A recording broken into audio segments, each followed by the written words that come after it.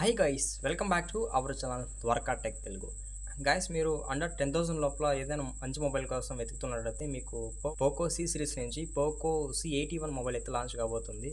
ఈ మొబైల్ మనకి ఏప్రిల్ 23 అయితే లాంచ్ అవుతుంది అనమాట. అండర్ 10,000 లోపల అయితే రాబోతుంది. మనకి మెయిన్గా బడ్జెట్ మొబైల్స్లో ఉండవలసిన ఫీచర్ ఏమంటే బ్యాటరీ కదా, ఇదే వీళ్ళు ఇక్కడ హైలైట్ చేశారు. ఇది మనకి 6300 mAh బ్యాటరీ రాబోతుంది. ఇంకో బెస్ట్ ప్లస్ పాయింట్ ఏమంటే బ్యాటరీ డిపార్ట్మెంట్లో ఈసారి ఇందులో మనకి రివర్స్ ఛార్జింగ్ సపోర్ట్ చేస్తుంది అనమాట. 7.5 వాట్స్ వరకు. ఇది చాలా బెస్ట్ ఫీచరు. యాక్చువల్గా మనకి బడ్జెట్ మొబైల్స్కి రివర్స్ ఛార్జింగ్ సపోర్ట్ ఇవ్వడం అనేది పెద్ద గండం అని చెప్పొచ్చు.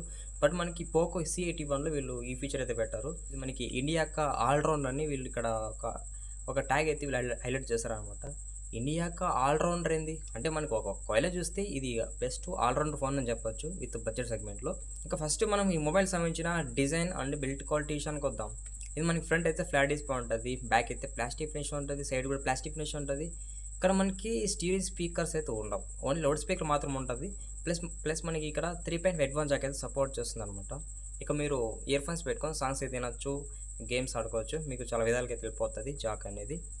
అలాగే ఇది side mounted finger print support ఉంది. డ్యూరబిలిటీ విషయానికి వద్దాం. ఇది IP64 వాటర్ రేటింగ్ సపోర్ట్ ఉంది. చిన్న చిన్న డ్రాప్స్కి ఇంకా చూస్తే డస్ట్ ప్రూఫ్కి అయితే సపోర్ట్ చేయగలదు. స్లిమ్మెస్ట్గా ఉంటుందని చెప్తున్నారు మొబైల్.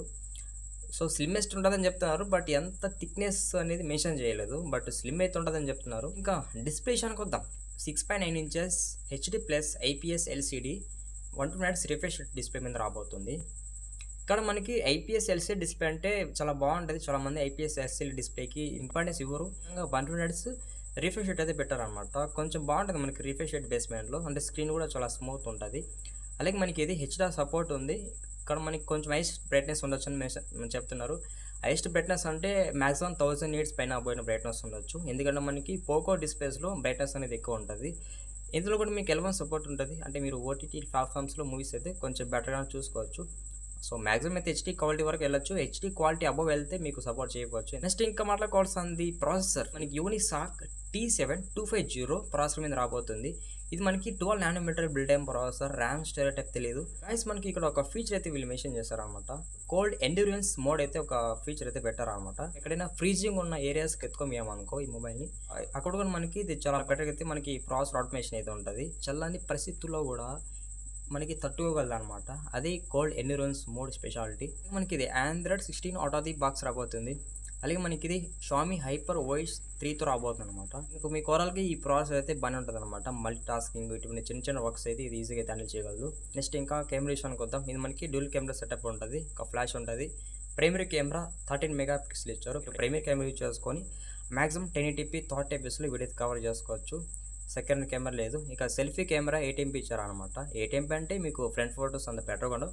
ఇంకా మనం మాట్లాడుకోవాల్సిన బ్యాటరీ, ఇది మనకి 6300 mAh బ్యాటరీ పెట్టారనమాట.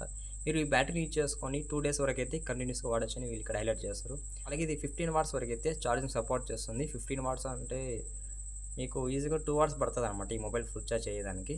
7.5 hours వరకు అయితే ఛార్జింగ్ సపోర్ట్ చేస్తుందని చెప్తున్నారు. అంటే మీరు ఈ ఫీచర్ యూజ్ చేసుకొని వేరే మొబైల్కి అయితే ఛార్జ్ చేయొచ్చు. ఇది కూడా చాలా బెస్ట్ ఫీచర్. అలాగే మనకి ఇక్కడ స్ట్రాటజిక్ ఆటోమైజేషన్ అనేది ఒక ఫీచర్ అయితే హైలైట్ చేస్తారనమాట. యాక్చువల్గా ఈ ఫీచర్ స్పెషాలిటీ ఏమంటే మనకి బ్యాక్గ్రౌండ్లో ఏమన్నా యాప్స్ రన్ అవుతుంటాయి కదా మనకి తెలియకుండా, అటువంటి యాప్స్ని ఈ ఫీచర్ అయితే మనకి కొంచెం మేనేజ్ చేస్తుంది అనమాట. మనకి ఎక్కువ బ్యాటరీ డ్రైన్ కాకుండా అలా మనకి మేనేజ్ చేస్తుంది. గైస్, ఇంక మనం ఫైనల్గా పోకో C81 సంబంధించిన అన్ని స్పెక్స్ అయితే కవర్ చేసామన్నమాట. సో ఇక మీకు ఫైనల్గా ఒక ఐడియా అయితే వచ్చి ఉంటుంది అనమాట, ఈ మొబైల్ కొనాలా వద్దనేది. అని మర్చిపోగానే మీరు మన వీడియో లాస్ట్ వరకు చూస్తుంటే ఛానల్కి సబ్స్క్రైబ్ అండి, వీడియోకి అయితే లైక్ కొట్టేసేయండి. నెక్స్ట్ వీడియోలో మళ్ళీ కలుద్దాం.